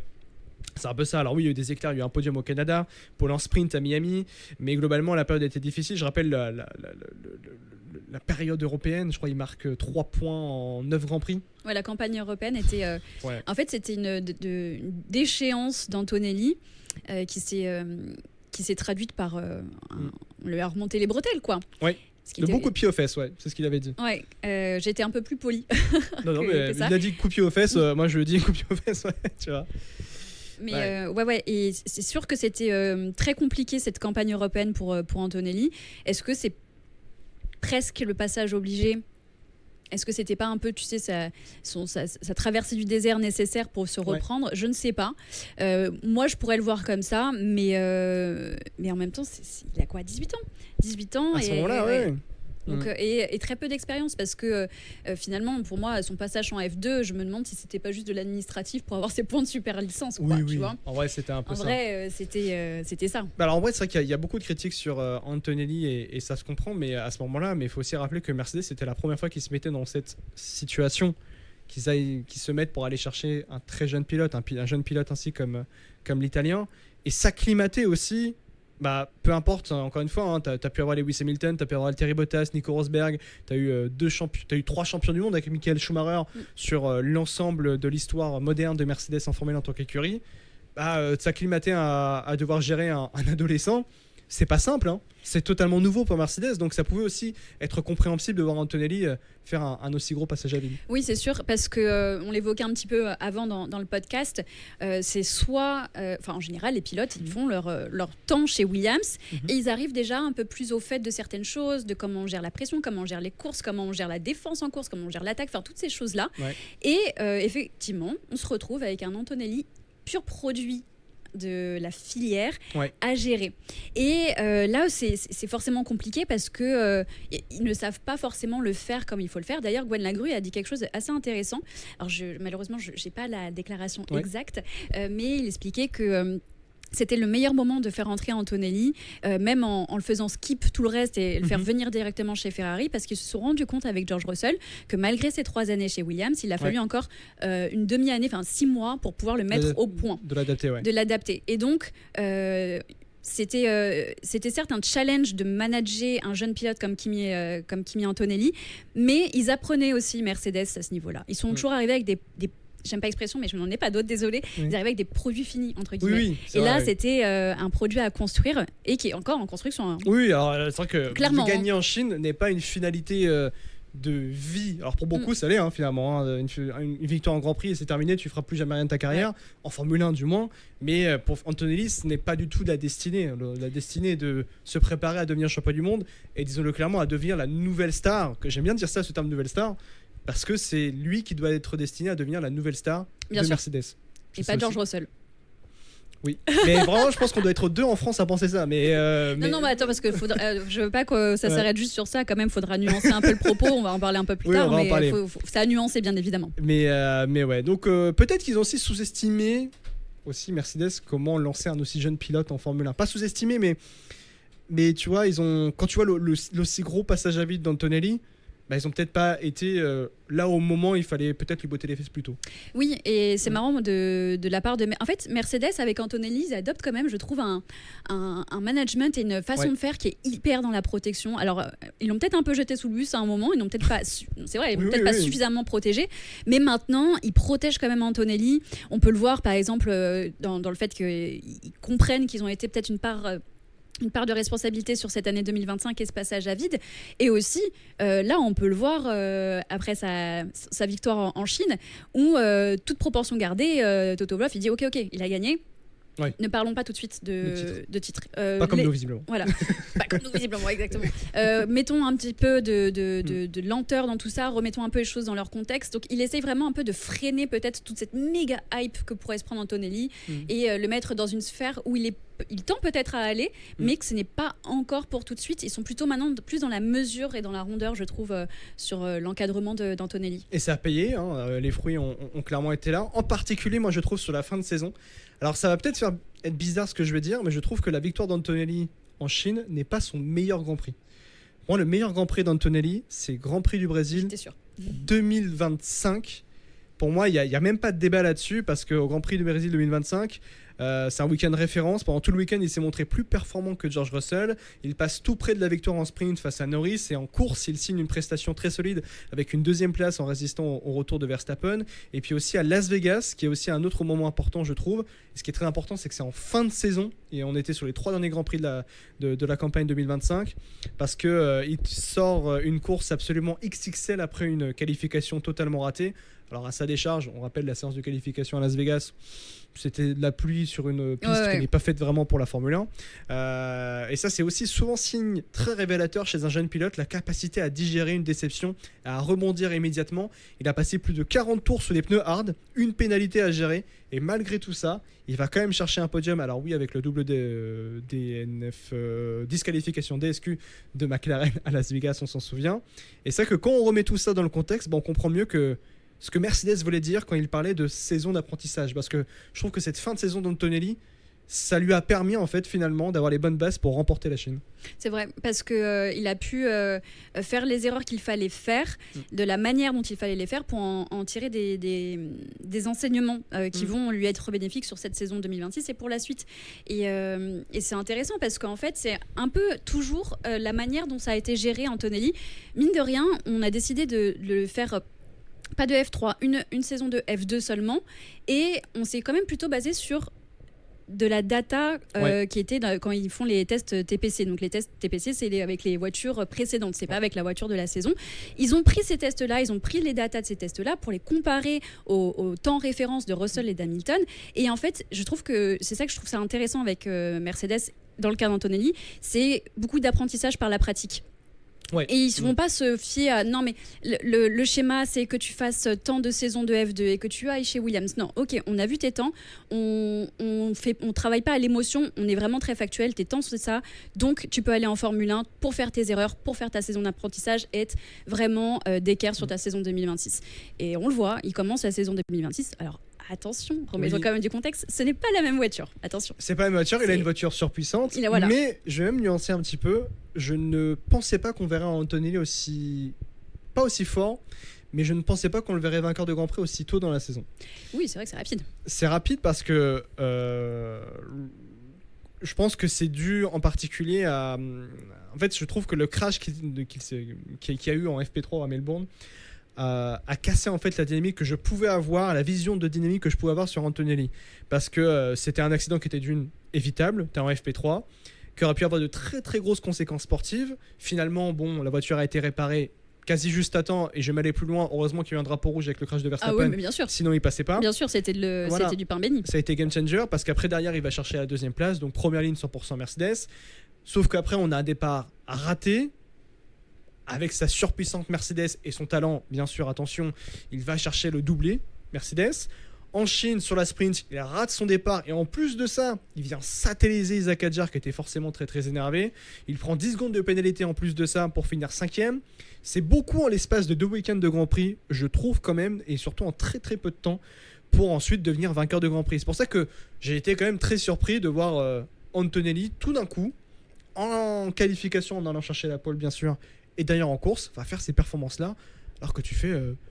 franchement, il fait quand même des bonnes erreurs sur chaque week-end de Grand Prix. En fait, sur un week-end, tu peux vraiment voir une certaine dualité chez Antonelli. Ouais. Il est capable de faire le pire comme le meilleur. Et quelque part, je pense qu'il est capable de faire le meilleur parce qu'il a fait le pire juste avant. Ouais. C'est-à-dire que, par exemple, à Melbourne, ce qui se passe en FP3, ça lui a mis une pression de dingue où il pouvait pas se rater ensuite. Il n'avait pas la possibilité de se rater. Il le disait lui-même, je n'ai jamais été aussi stressé suite à ce qui s'est passé lors des FP3 pour ensuite faire la qualif et donc la course. Je pense que ces erreurs-là, en fait, ce que j'aime bien avec Antonelli, c'est que tu as de l'action-réaction. Tu as l'erreur, ok, c'est embêtant, ça aurait pu être parfois évité, mais tu vois tout de suite qu'il se reprend en main derrière. Ouais. Tu vois, il rentre pas dans une spirale où, ok, comme un Piastri à Bakou, quoi, tu vois, oui. qui fait une spirale infernale où c'est que bêtise sur bêtise. Là, tu vois l'action-réaction, et c'est là où tu vois aussi quand même l'intelligence d'un pilote, c'est sa capacité, je dirais presque immédiate, à se reprendre en main. Et surtout à l'âge de 19 ans, je trouve que c'est fort de pouvoir avoir un switch mental comme il avait eu à Las Vegas en 2025, ce switch mental à cet âge-là, c'est d'ores et déjà une force que tu peux mettre en perspective pour Mercedes, même dans la globalité. Ah ouais, bien sûr. Ouais. Et même pour revenir alors, du coup, là, sur la victoire en particulier, alors oui, il gagne ce Grand Prix de Chine, mais c'est une victoire dont il avait évidemment besoin, mais je dirais même plus Mercedes en avait besoin de cette victoire d'Antonelli.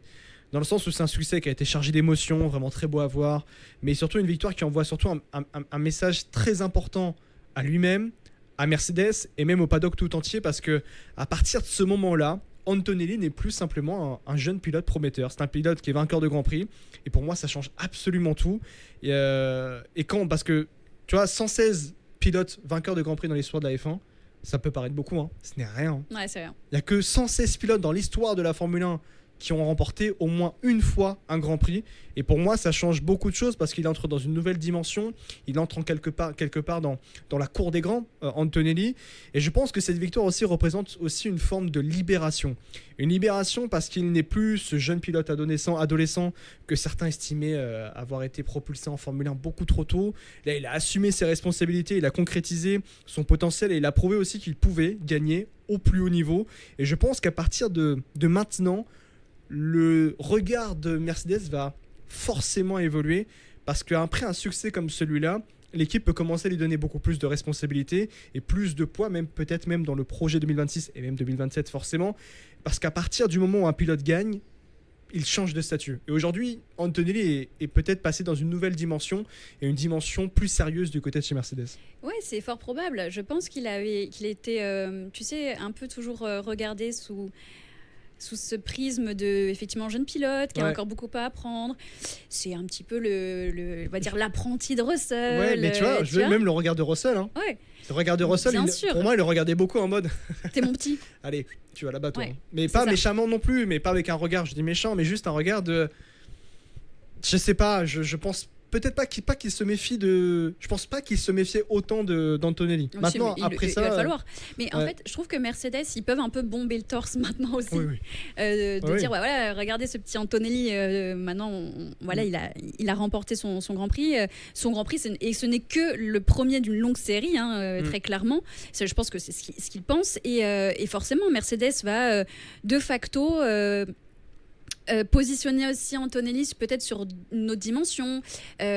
Russell étant le leader naturel de Mercedes, à quel point on va le laisser être à 100% le leader naturel de Mercedes, parce qu'il va pas falloir empiéter sur Antonelli. Quelle place on va donner à Antonelli, c'est sûr. Et puis Russell, évidemment, ça change tout. Ça change absolument toute la physionomie de ce duo. Maintenant que tu as un vainqueur de Grand Prix, Antonelli, ça lui donne, je pense, un boost de confiance qui est assez phénoménal. On le sait, c'est quelque chose qui est un peu un élément déclencheur, un gros catalyseur quand tu as ta première victoire. Donc, moi, je pense que la dynamique, là, elle va changer très rapidement chez Mercedes, désormais. Parce qu'en fait, c'est surtout une victoire d'Antonelli, non pas parce que Russell n'était pas là, mais parce qu'Antonelli était là. Ouais, je suis un peu... Moi, je suis pas... Alors, moi, on va pas être d'accord. On va pas être d'accord. On va pas être d'accord parce que moi, sur la course, j'ai trouvé qu'Antonelli, à chaque fois que Russell essayait de revenir, il mettait ce qu'il fallait pour mettre à distance George Russell. On va me sortir, oui, mais il se battait avec les Ferrari, il a été gêné par les Ferrari. Franchement, Russell, s'il pouvait remonter, il serait remonté. Il avait l'occasion de remonter. Donc s'il avait l'occasion de remonter, pourquoi il n'est pas remonté ? Il y a eu quand même beaucoup de tours, il pouvait revenir sur Antonelli, George Russell. Alors en fait, tu as raison dans une partie, mais pas, en tout cas à mon sens, pas entièrement. Déjà, je pense que il faut pas oublier ce qui s'est passé en Q3 pour Russell. Oui, et malheureusement, il n'a pas pu faire la Q3 comme il aurait dû ou voulu le faire. Donc forcément, il n'est pas parti de la même position. Quid aurait-il eu la pole ? C'est probable que Russell aurait eu la pole. Ensuite, il y a le départ. Les Ferrari, on n'en parle pas de leur départ. Mais Antonelli, là où je suis d'accord, c'est qu'il a su, quand il fallait à chaque fois maintenir à distance Russell. Néanmoins, dès lors qu'il y a la safety, la safety car, effectivement, c'est mort dans l'œuf pour Russell pour remonter. Mais il avait la capacité, en termes de rythme, je crois, sur le deuxième relais, il n'était pas si loin, Russell, d'Antonelli. Il n'était pas loin, mais... Donc, c'est ça en fait là. Je pourrais pas dire que clairement oui, il y a une grosse part d'Antonelli d'avoir su résister, d'avoir su mettre de la distance quand il fallait avec Russell parce qu'en fait le seul qui pouvait aller le chercher, c'était Russell. Oui, bien sûr. Donc c'était pas les Ferrari. Donc il a su le faire. Néanmoins, je pense que quand même, il faut pas minorer le temps perdu par George Russell derrière les Ferrari. Clairement. Franchement, moi, je le minore pas, mais je trouve... Et les gommes aussi. Du coup, forcément, il était dans un air... Première fois que Mercedes mettait les gommes hard, je crois. Et en plus, il les a dégommés. Il avait vraiment beaucoup de mal, Russell. Et en plus de ça, il avait t'as Antonelli qui a le clean air devant lui. Il était dans la bataille. Il avait quand même des points négatifs qui étaient malheureusement la safety car l'a plombé. Et ça, il pouvait malheureusement pas y faire grand chose, quoi. Ouais, un point de vue intéressant. Je suis pas forcément d'accord, mais c'est dans le respect, quoi. Dans le respect, bien sûr. Mais je suis quand même très curieux de voir dans quel état d'esprit on va arriver quand même au prochain Grand Prix au Japon, pour Russell plus particulièrement. Parce que très honnêtement, je ne pense pas qu'il s'attendait à voir Antonelli à ce niveau-là sur une course surtout aussi tôt dans la saison. C'est plutôt dans ce sens-là où je vais aller.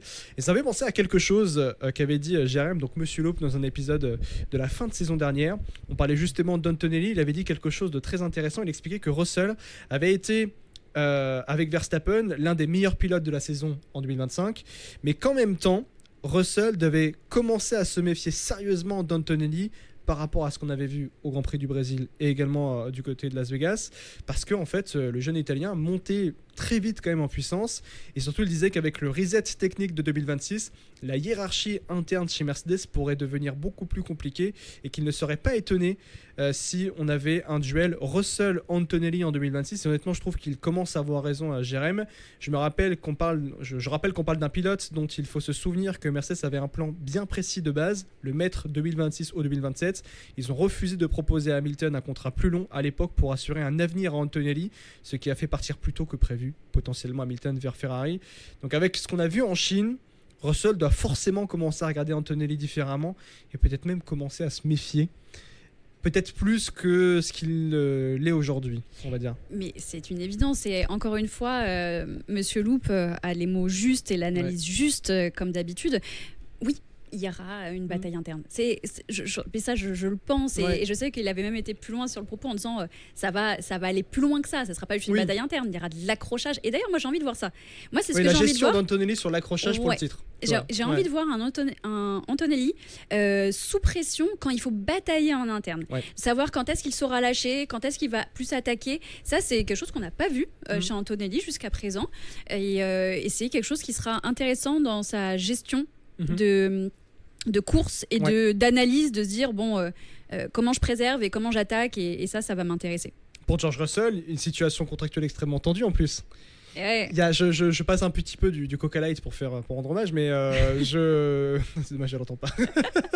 Mais ce que je veux dire par là, c'est que on parle beaucoup d'Antonelli, mais c'est pas Andrea Kimi Antonelli qui a de la pression chez Mercedes cette saison. C'est George Russell. C'est George Russell, mais bien sûr. C'est Russell qui est dans une situation contractuelle extrêmement tendue, et j'aime aller plus loin. Russell est quasiment obligé de devenir champion du monde cette saison.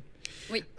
Obligé d'un point de vue personnel, parce qu'il est temps pour lui de passer du statut de pilote qui peut devenir champion du monde, qui est peut-être un world champion matériel, à celui qu'il est réellement. Et c'est aussi une question contractuelle, parce que aujourd'hui, Russell n'a qu'une année de contrat. Il est dans sa dernière année de contrat aujourd'hui, George Russell, en Formule 1 chez Mercedes, 2026.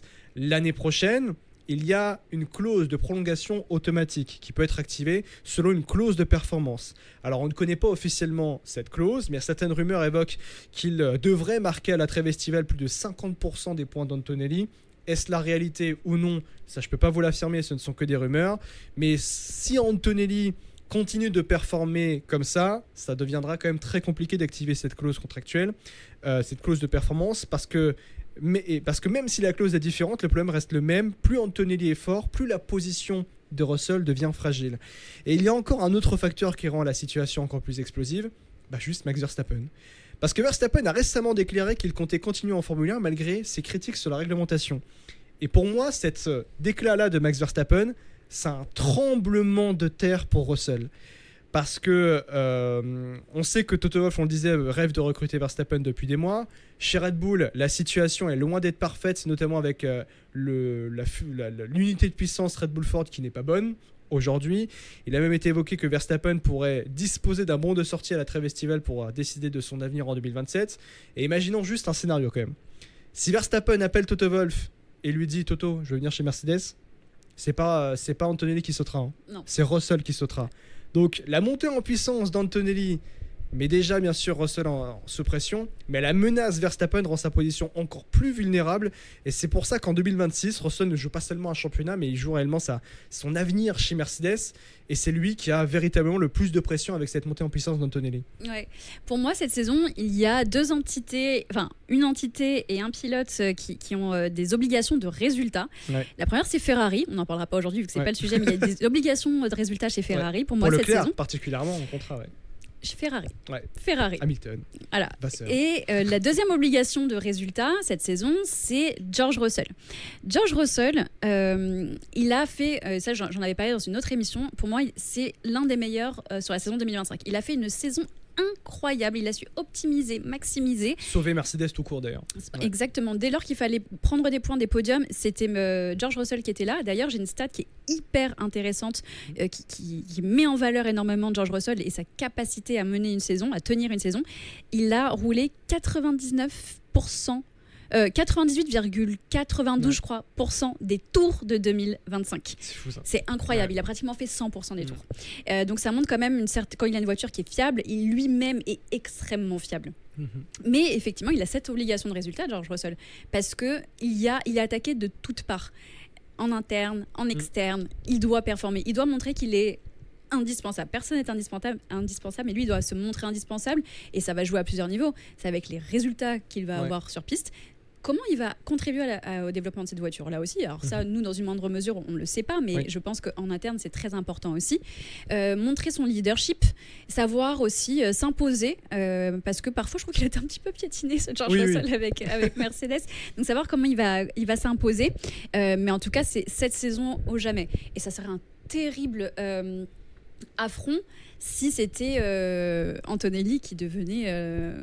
Alors là, on anticipe. Champion du monde, bien sûr. Champion du monde, mais ça serait un terrible affront, ça c'est sûr. Mais vu que Antonelli reste un prétendant au titre, charge à Russell de se montrer plus qu'à la hauteur et de faire l'extra step pour vraiment devenir ce leader et l'être, et surtout c'est même pas le devenir et l'être, c'est le rester, c'est vraiment d'asseoir sa position. Ouais, asseoir sa position de leader. George Russell, il est très en danger, ce qui nous amène forcément au push de la commu qui est exceptionnellement dans le push to talk. C'est cette question que l'on voit de la part de Ilan qui a été posée dans le chat de l'écurie, de notre écurie Pushlap, bien sûr, sur B-Race, votre application entre potes pour pouvoir parier et défier vos potes totalement gratuitement. Il n'y a pas d'argent dessus, très loin de là, c'est juste des points et on s'amuse. Et cette question justement dans le chat de l'écurie pour Kimi Antonelli, est-ce qu'Antonelli peut-il battre Russell sur l'ensemble de la saison et prendre son premier titre à l'âge de 19 ans? C'est la question de Ilan, qui est bien sûr fan d'Andrea Kimi Antonelli, ça se voit au pseudo AK12. Bon, pour ça, il faut quand même rappeler une chose essentielle. Pour devenir champion du monde, il ne suffit pas d'être rapide, il faut être régulier et mentalement solide. Et ce sont justement deux aspects sur lesquels Antonelli a parfois eu du mal. La vraie crainte, ce qu'on peut avoir, c'est de voir un scénario à la Oscar Piastri. L'an dernier, c'est exactement le même cas qu'il ne faut pas reproduire. Un pilote extrêmement fort sur une partie de la saison, mais qui finit par s'effondrer dans la deuxième moitié du championnat, au point même de terminer derrière le pilote contre lequel il comptait plus de 100 points d'avance. C'était Max Verstappen. Est-ce que pour toi, tu penses qu'Antonelli sera capable de maintenir ce niveau de régularité sur toute une saison ? Ou c'est trop tôt pour le dire? Ou est-ce que tu peux déceler ça, quelque chose? C'est tôt pour le dire, et puis surtout, il a quand même fait une erreur à chaque Grand Prix là, à date. Ouais. Donc là, la vraie question, c'est à quel point George Russell va être régulier cette saison, surtout en fait. Là, faut mettre en perspective parce qu'à machine égale, ils ont la même machine qui est juste une fusée. À quel point Antonelli va réussir, s'il fait des erreurs, à ce qu'elles n'impactent pas tant que ça, ni les points, ni la performance, ni quoi que ce soit.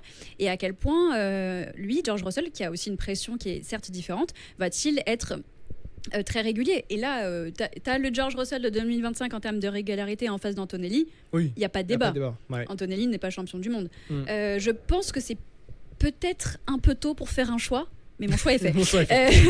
C'est peut-être un peu tôt. C'est vrai que pour rebondir sur ce que tu dis, Russell a montré des éléments l'an dernier, plus particulièrement en 2025, qui montrent qu'il a plus de bagages pour ça. Voilà. Il a plus d'expérience, il a plus de bagages. Aujourd'hui, je trouve que moi, ça me dérange un peu. Alors, les questions, enfin, pas la question et pas toi, Aka, Ilan. voilà. Ilan, excuse-moi, c'est pas du tout ça. Mais de tout de suite positionner Antonelli alors, comme un prétendant, oui, mais de là à se poser la question, est-ce qu'il va battre Russell? Je trouve qu'il y a tellement de paramètres. Et aujourd'hui, ils sont pas du tout des pilotes. C'est 2 pilotes talentueux mais qui n'ont pas la même expérience. Moi, comme ça, je pense que c'est plutôt George Russell qui peut prétendre vraiment au titre, mais faut vraiment qu'il garde cette régularité. Alors attention à ne pas confondre devenir champion du monde et être prétendant au titre. C'est vrai. Dans la question notamment de Ilan, c'est lui il peut battre. Là, la question répond à est-ce qu'il peut battre Russell? C'est très difficile de le dire. Par contre, est-ce qu'il devient un prétendant au titre? Pour moi, la réponse, elle est positive. Oui, la réponse est positive. Et puis surtout, peut-être que vous allez penser que je suis naïve ou un peu rêveuse. Mais excusez-moi, on ne sait pas où on est encore Ferrari. Enfin, tu sais, en gros, là, on laisse... Oui, le développement. On ne sait pas du tout ce qui va se passer. Je pense qu'il y aura toujours ce petit retard. Mais quid? Peut-être que ça sera une lutte à 3. Tu vois, peut-être qu'on aura une lutte à 3. On ne sait pas en fait. Donc là, en partant du postulat que ce n'est que Mercedes qui peut prétendre au titre, mais peut-être que ça peut être aussi avec, je sais pas, Charles Leclerc, Lewis Hamilton, on verra. Lewis, bien sûr, mais c'est vrai que j'ai le sentiment quand même que ce Grand Prix de Chine représente un moment charnière de toute façon pour Antonelli, comme si cette victoire l'avait fait basculer dans une autre dimension, je le disais, celle de la maturité, surtout de la prise de conscience de ses propres capacités. Aussi. C'est vrai. C'est un point important parce qu'à partir du moment où tu concrétises une victoire au volant d'une voiture qui est capable de jouer le titre de toute façon, tu changes forcément de statut, bien sûr. Et logiquement, Antonelli entre désormais dans la catégorie des prétendants au championnat. Exactement, je faisais la comparaison à Piastri l'an dernier, mais Piastri aussi était un prétendant au titre. Il a été longtemps leader du championnat et ça a été un prétendant au titre naturel avec la voiture qu'il avait. Est-ce qu'il sera capable d'imposer un rythme régulier contre Russell ? Franchement, c'est trop difficile de le dire. Moi, j'aurais presque tendance à y croire parce que j'ai envie d'y croire en fait pour le championnat aussi. Et j'ai pas envie que y ait un Russell qui fasse une petite course en tête. Antonelli deuxième, merci, bonne soirée tout le temps jusqu'à la fin de la saison. Mais c'est plutôt peut-être l'émotion qui me fait dire oui, ou du moins je l'espère. Mais si on est objectif et si on reste un petit peu dans les pieds sur terre, ça va être compliqué d'aller chercher de la régularité contre Russell. Le titiller, ne serait-ce que déjà ça, ce serait une grande victoire pour Antonelli. Ce serait une grande victoire. Et puis même, je trouve que pour Russell, c'est intéressant aussi d'avoir un peu un challenge interne, quoi. Ouais, un challenge interne, ouais. Et cette victoire en Chine vient poser aussi une première pierre parce que on rappelle que ce que veut faire Mercedes avec Antonelli, c'est d'être le nouveau visage de Mercedes. Celui, non pas après George Russell, mais après Lewis Hamilton. Est-ce que vous avez le sentiment aujourd'hui que Russell, peut-être que je suis dur, peut-être qu'on est dur même d'ailleurs, je pense, mais est-ce que vous avez le sentiment aujourd'hui que Russell est le visage de Mercedes autant que ne l'était Lewis Hamilton?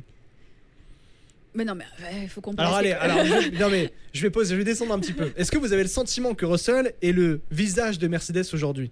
Ouais, un véritable ambassadeur de l'écurie Mercedes. Alors peut-être qu'Hamilton a mis très haut le niveau, et je suis d'accord avec ça.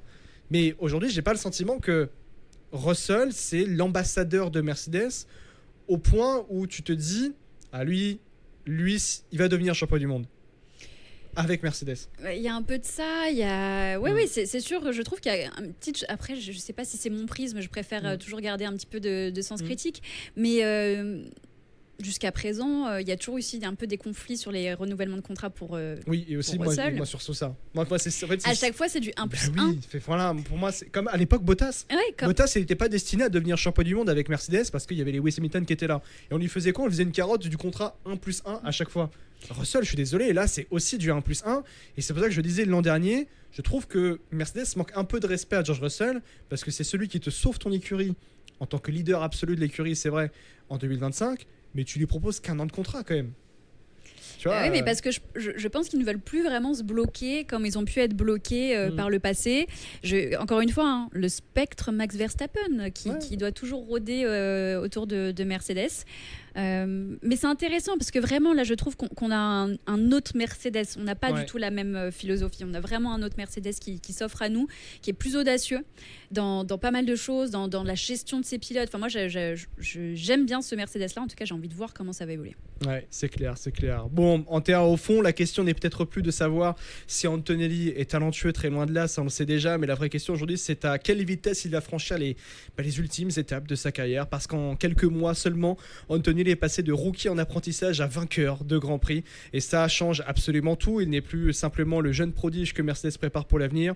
Il est devenu un pilote qui sait gagner et qui peut gagner. En Formule 1, à partir du moment où tu peux gagner, tu peux aussi viser le titre. Mais maintenant, une autre dimension commence, la dimension de la régularité, la dimension de la gestion d'un championnat et surtout la pression permanente qui accompagne un prétendant au titre, parce qu'à partir d'aujourd'hui, Antonelli ne sera plus jugé comme un rookie permanent.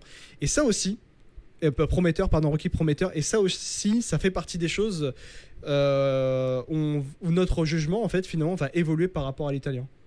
Par rapport au fait que ça soit plus rookie prometteur, plus en adolescent, c'est plus un adolescent. Ouais, c'est vrai que ça va forcément évoluer un peu, mais quand même, il y a Mercedes qui le remet toujours un peu dans cette case d'adolescent. Mais pour moi, c'est une erreur. J'ai même une erreur, parce que je vais rajouter un point.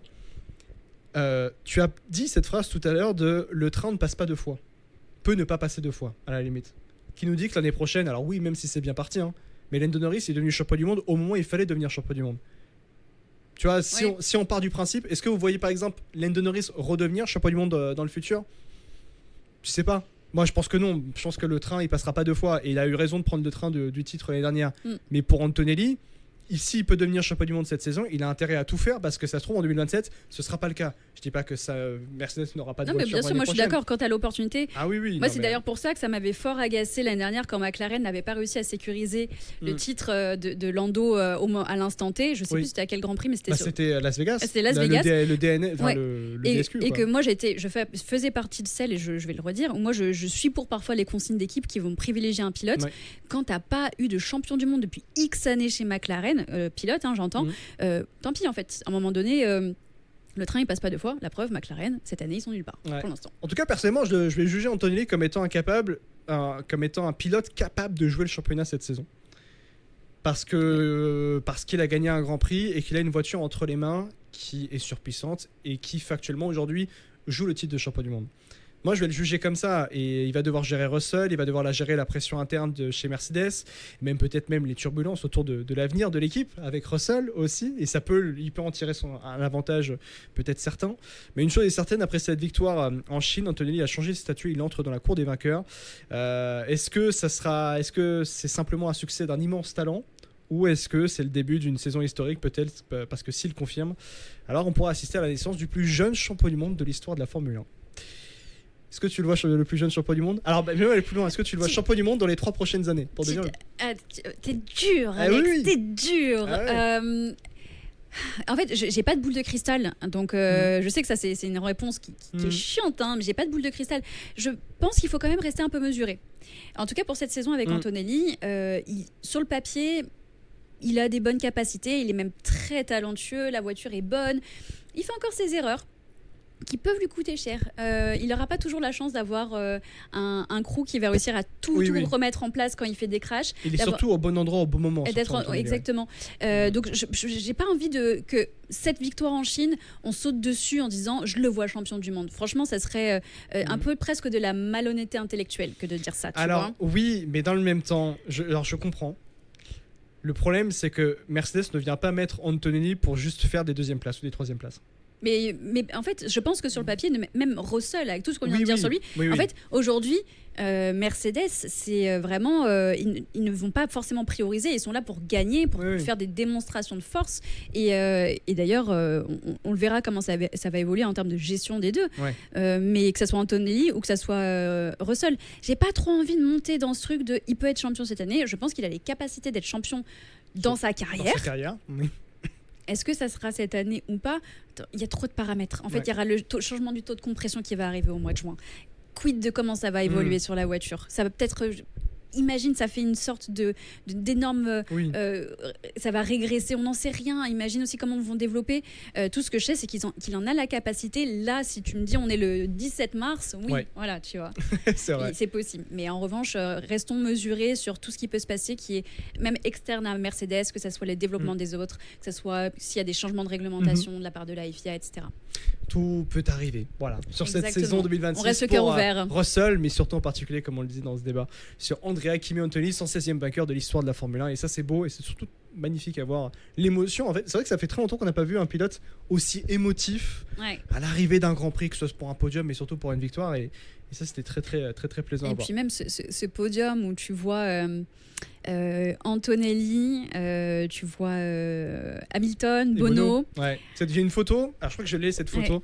Alors moi j'avoue que ça m'a fait un petit quelque chose. Pour être très honnête, elle est juste là. Va être là. Je vais vous la montrer cette photo pour ceux qui sont sur YouTube. Voilà.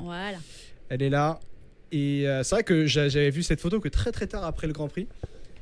Hop là, si vous êtes sur YouTube, vous la voyez. On va vous la décrire pour ceux qui sont en podcast. On a sur la première marche du podium Peter Bonington, l'ingénieur de aujourd'hui Andrea Kimi Antonelli, et celui qui a été historiquement de Lewis Hamilton aujourd'hui chez Ferrari, qui est sur la première marche du podium, accompagné des deux côtés de Andrea Kimi Antonelli et Lewis Hamilton. Et cette photo, pour moi, c'est une des plus belles photos qu'on a pu avoir récemment en F1. Ouais, c'est une des plus belles photos, je trouve, qu'on a eu récemment. D'ailleurs, même Toto, il dit que c'était l'un des moments les plus émouvants de sa carrière. Même quand on voit Bono dans la cool room après, il est un peu dans un coin de la cool room et tu le vois, il souffle une sorte de soufflement, de soulagement, de contentement, de gratitude et tout. Enfin, moi, j'ai trouvé que c'était un bon moment. Ça, c'est ma Formule 1. Et puis même, je sais pas si tu as vu la vidéo de Toto Wolff.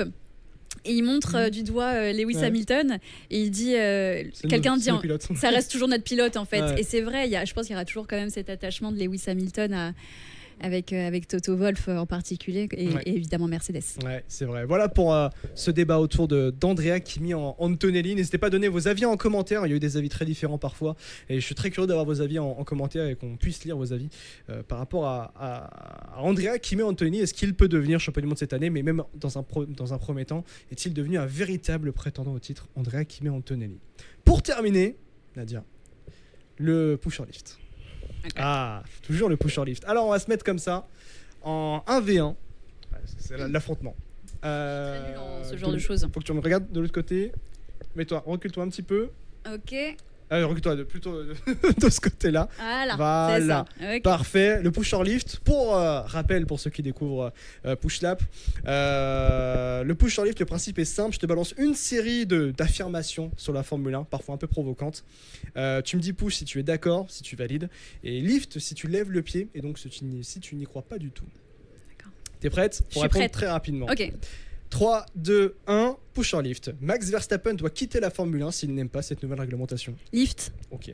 Fernando Alonso est une légende de la Formule 1. Push. Ok.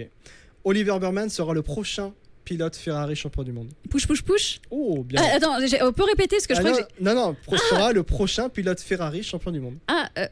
Je suis perdue. Non, je suis d'accord qu'il y a une partie. Push. Push. Ok. George Russell sera champion du monde de F1 2026. Pouchette, ok. Push. Lewis Hamilton est meilleur que Michael Schumacher. Waouh. Push. Sache que Jean-Louis Moncey avait dit push aussi, pour te dire. La Formule E est un championnat ultra sous-coté.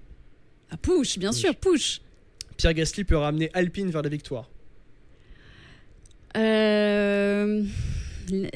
Lift, ok. On aura un Grand Prix de France en Formule 1 d'ici 2030. Lift. Politiquement, c'est compliqué.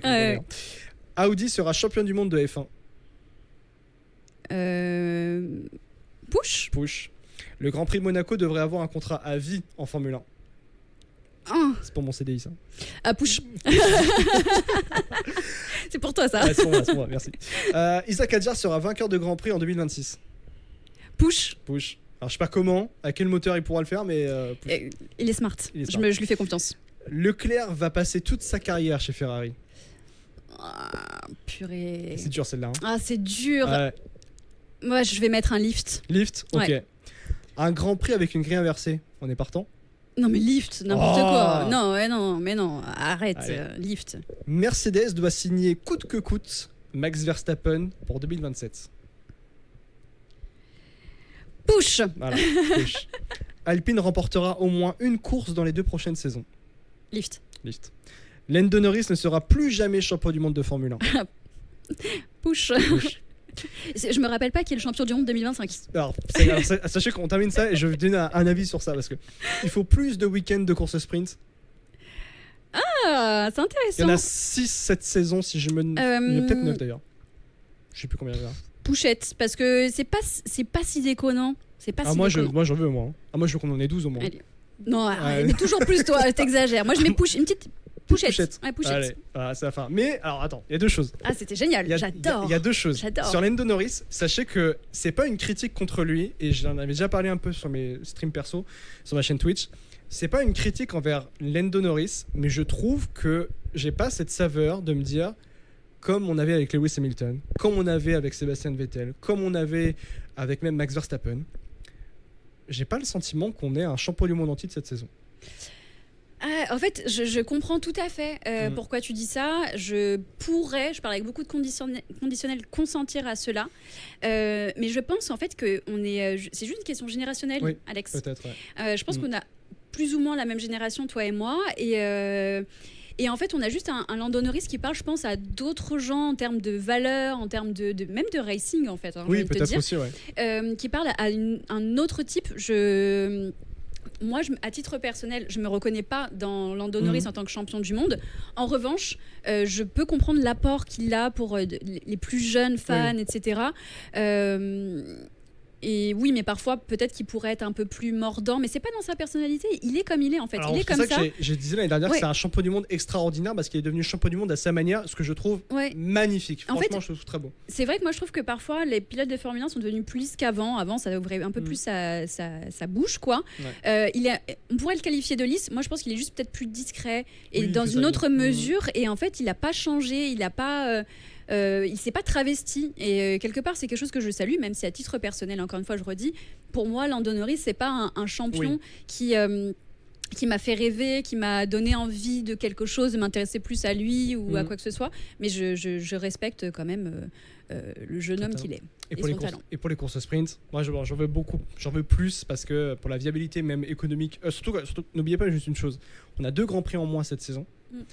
On va peut-être même en avoir 4 en moins cette saison avec l'Azerbaïdjan qui est touché également géopolitiquement. Vous avez l'Abu Dhabi aussi, vous avez le Qatar, donc on peut y avoir jusqu'à 5 grands prix qui peuvent ne pas être là.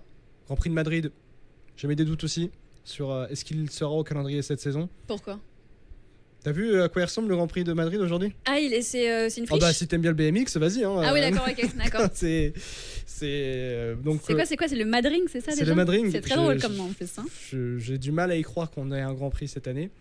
Donc en fait, voilà, c'est juste que les courses sprint rapportent beaucoup d'argent aux écuries et aux promoteurs de Grand Prix. Pour une viabilité économique de la F1, c'est très important. En fait, ce que j'aime bien avec les courses sprint, c'est qu'au départ, c'était extrêmement décrié et ça a été, tu te rappelles, ça a été appelé des shootout sprint. Ça a changé. Le format a changé jusqu'à arriver à une formule qui est plutôt pas déconnante, plutôt bien. De là à ce qu'il y en ait autant de 12, je trouve que c'est surtout dans une nouvelle réglementation, il faut quand même pas négliger les séances d'essai. Là, j'en mettrais peut-être pas 12, mais qu'il y en ait 6 ne me dérange au demeurant pas parce que je trouve qu'ils ont su améliorer la formule pour que ça soit quelque chose de plutôt chouette. De chouette pour les téléspectateurs et même les spectateurs qui sont en Grand Prix. Parce que quand vous avez des week-ends de course sprint, c'est sold out. Ouais, bien sûr, c'est sold out.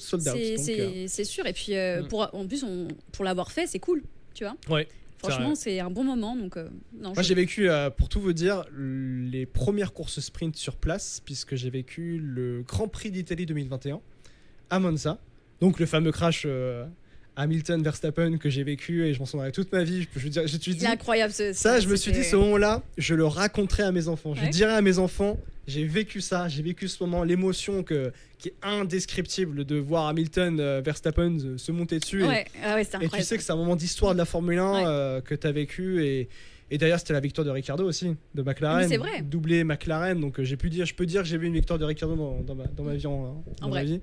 Donc mais les week-ends de course sprint c'était trop bien parce que le vendredi t'as du sport, enfin t'as une viabilité sportive, le samedi c'était à l'époque où il y avait 2 séances d'essai en plus. Je crois que le samedi, tu avais une séance d'essai, puis après, tu avais... Oui, après, tu avais directement la qualif. La course sprint. La course sprint, pour ensuite, qui faisait la qualification, qui faisait la grille de... Tu vois, ils ont changé le format jusqu'à arriver à cette formule que je trouve plutôt pas mal. Ouais, donc, mais c'est pour ça que moi, j'ai toujours été un bon client des courses sprint. Bon. Et j'espère que ça va rester et que ça va surtout augmenter. Bon, écoutez, merci Nadia. Merci Alex, j'ai passé un excellent moment. Je sais même pas combien de temps on a fait, mais c'était trop chouette. J'espère que ça va vous plaire aussi, oui. L'écoute et le visionnage de ce podcast. Et merci encore de l'invitation. Merci à toi d'être venu. N'hésitez pas, je vous mets tous les réseaux de Nadia sur son Insta, son TikTok, Twitter aussi peut-être. Non, je refuse Twitter. Je suis trop fragile pour ça encore. Tu as peut-être raison. Mais le Insta et le TikTok de Nadia, c'est à retrouver dans la description sur YouTube. Merci à vous les copains d'avoir regardé ce podcast. On se donne rendez-vous peut-être la semaine prochaine. Je suis pas si sûr de ça qu'il y ait un épisode la semaine prochaine, mais je vous tiendrai au courant. Et puis merci beaucoup Nadia. Merci beaucoup. N'hésitez pas à liker la vidéo, commentaire, à vous abonner à la chaîne YouTube de Pushlap, à vous abonner chez Nadia et aussi à mettre des bonnes notations sur les plateformes de podcast et à mettre des commentaires, c'est important pour le référencement. Merci beaucoup pour votre force et on se donne rendez-vous peut-être la semaine prochaine et sinon tout le temps bien sûr sur le Insta et le TikTok de Pushlap. Ciao ciao.